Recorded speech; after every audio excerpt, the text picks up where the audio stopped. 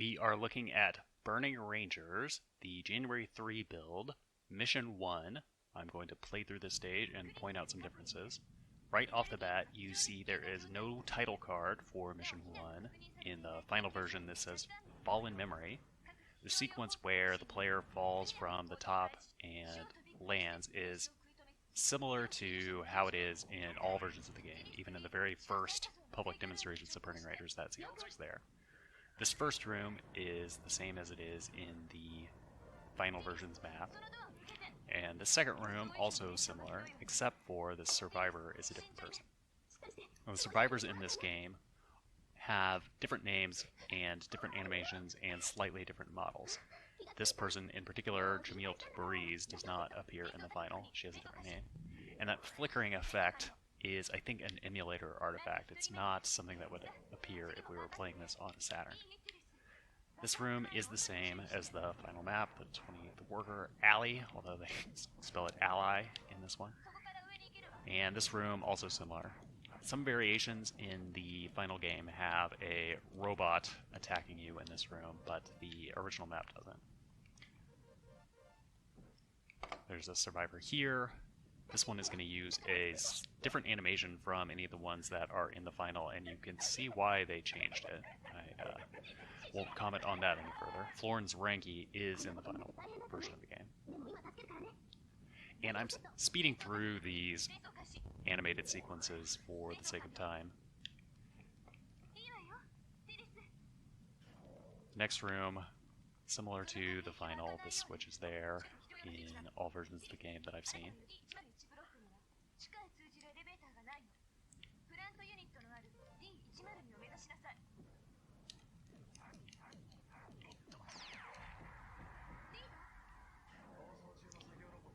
This room here is a little bit different from what you see in the final. I'll show... There is a survivor here. It's different from the one that you see in that version of the game. I think this one is one of the ones that appears in the final game. Hiroko Lozi, yes. You'll notice on the side we have this positioning information. This is unique to this January 3rd build of the game.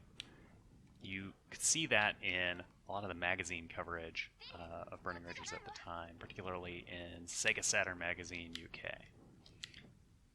And this is a little bit different. I think in the final game, this door is one level before. I may have to double check that, but I'm reasonably certain.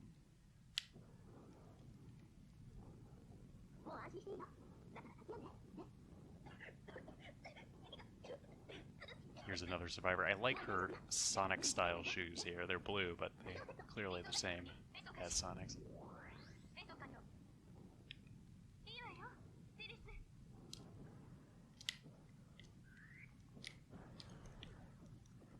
This room is overall pretty similar to what you see in the release version of the game.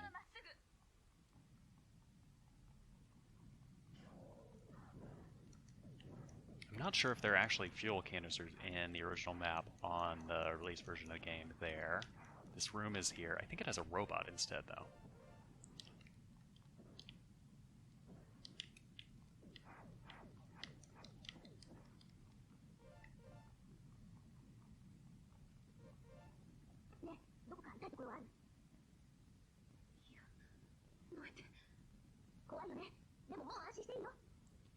This survivor name, Mylene Rabelais, is not in the final.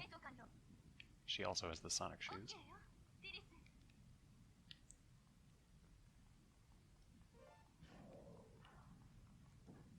In the December 1st version of the game, that room is pretty different. There's a little puzzle you have to solve where part of the floor collapses and you have to go out a different door. But in this version, it's the same as what you see in the release game. This, in the dark section, same as what's in the release version of the game, different from the earlier December 1st prototype. The switch in that earlier version is on the upper level rather than below. Much harder to find as a result.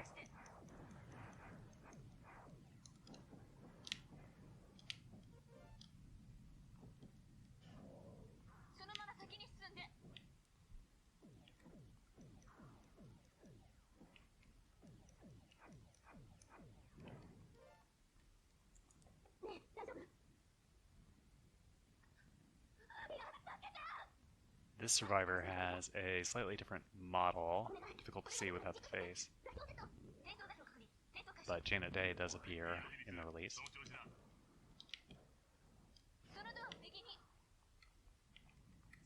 The floor collapsing section, that's there in all the versions of the game.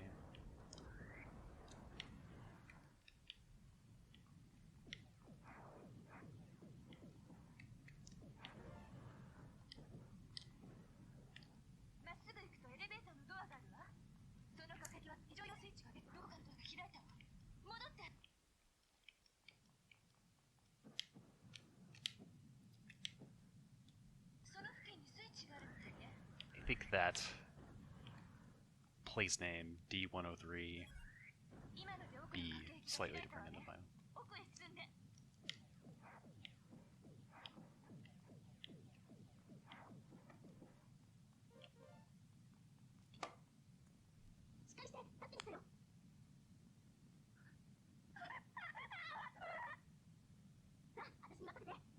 Ann Hubbard, not a survivor that appears in the release version of the game. She has a different name.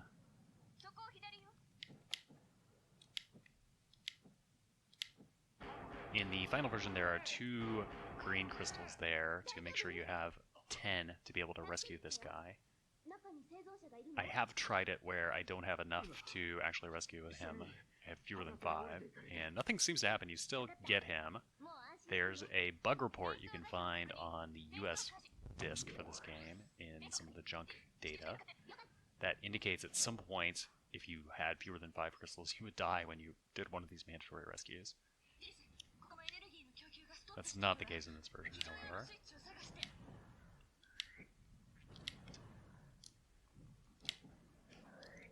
This section, it would be easier to see when I turn the lights on. There is fuel canisters here that I don't think are in the final. There is a backdraft there, but part of that room is different.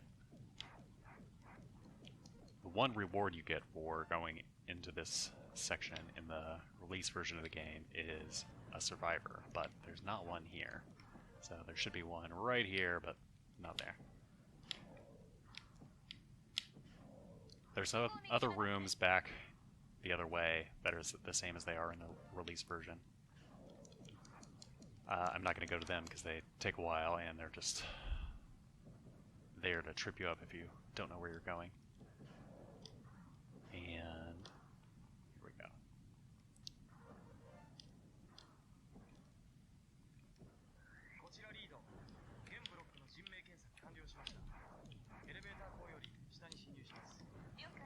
The switch is in the same place as it is in the release version of the game. However, after you activate it in the release version of the game, you get a little cutscene with Reed showing the computer failing to stop or something.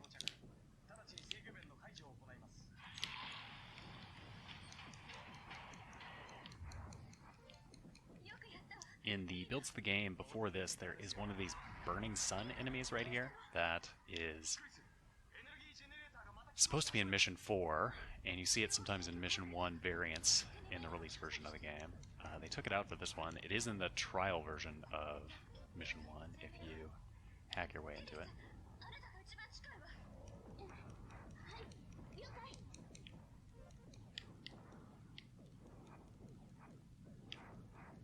This section all very similar to what we see in the release version.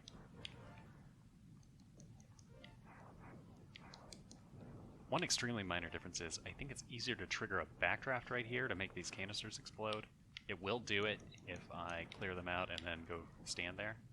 But I think the idea is that you get close to it, you get the backdraft, and then they explode in the final version.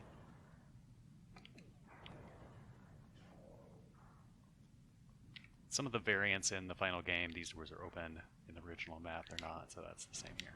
Also, in the original map and the final version, there's a survivor down this hallway. Nobody's here. In this one. I think there's a total of 8 in this map.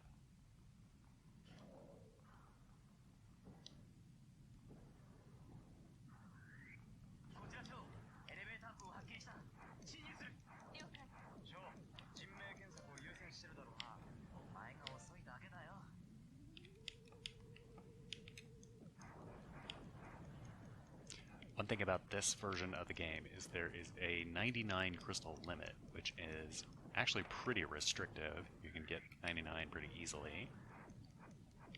So I can get more and nothing happens. This was removed in the final game, although it's there in the earlier prototypes and the trial version that we have.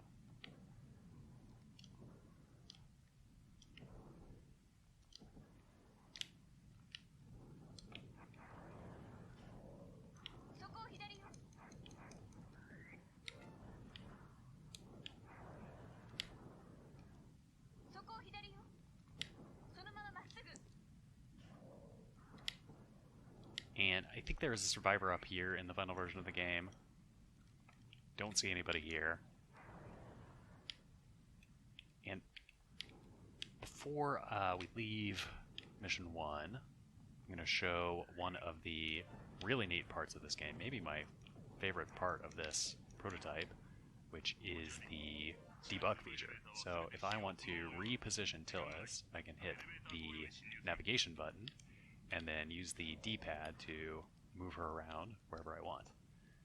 And you got to be careful. If you touch fire, you will lose your crystals, and if you touch fire again, you will die. But you can go through doors. You can explore rooms that are otherwise locked, and generally just move wherever you like in the level. This is a really cool way of exploring the map to see how it is laid out. And in some of the other missions, there's some pretty cool surprises to be found. You'll see those in a future video. So, overall, in summary, Mission 1, pretty similar to what we see in the final version of the game. And I meant to put Tillis into a useful place to finish that boss, but made a mistake there. Let's see if we can get her back to where she's supposed to be.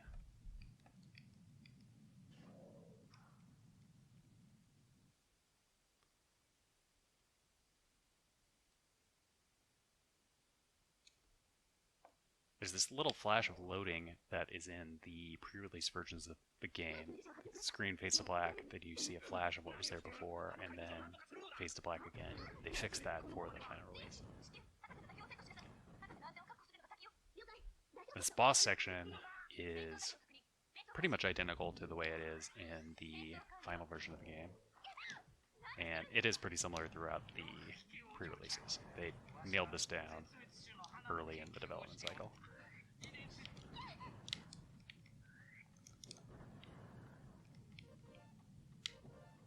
I think in the final the limit stops increasing when you are in this boss section, whereas you can see it's still ticking upward while I'm going here.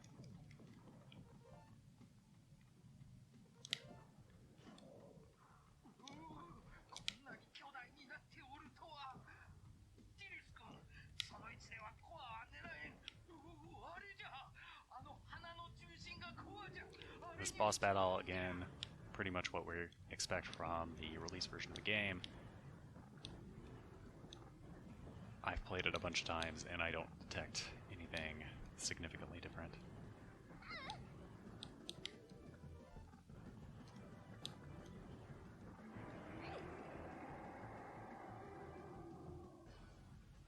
If you have a keen eye and you play the GameCube game Shadow the Hedgehog from 2005, there is a section there where you fight a miniature version of this flower that shoots flames in a nice little tribute to Burning Rangers. So that's it. That is Mission 1. We'll be able to see the results screen. I think this sequence where the flower goes down drags on a little bit longer in this version of the game, and you can see that the camera is very shaky. They fixed that in the final. This animation is unchanged from what we see in the final. They had these nailed down pretty early in the development, as far as we can tell from the pre-release discs we have. And last thing we'll look at is this mission results screen. You can see this is fairly incomplete. There's some weird bugs. We have 9 out of 8 survivors rescued.